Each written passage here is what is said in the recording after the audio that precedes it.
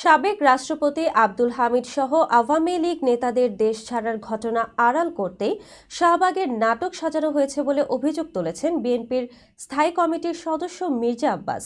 সোমবার সকালে জাতীয় প্রেস ক্লাবে বিএনপি নেতা নাসির উদ্দিন পিন্টুর স্মরণে আয়োজিত সভায় এমন অভিযোগ তোলেন তিনি। মির্জা আব্বাস বলেন, আব্দুল হামিদ সহ আওয়ামী লীগ নেতাদের দেশ ছাড়ার ঘটনা আড়াল করতে শাহবাগের নাটক সাজানো হয়েছে।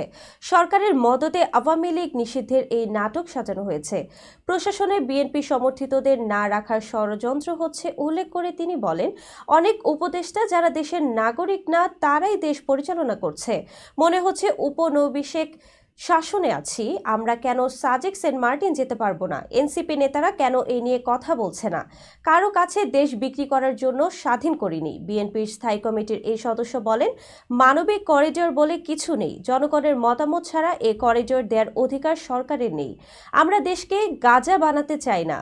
অনেক সন্দেহভাজন বিদেশি আসছে। এই সরকার নিরপেক্ষ না। তারা কার উদ্দেশ্য বাস্তবায়ন করছে? এই সরকার দেশপ্রেমিক না বলেও অভিযোগ করেন মির্জা আব্বাস।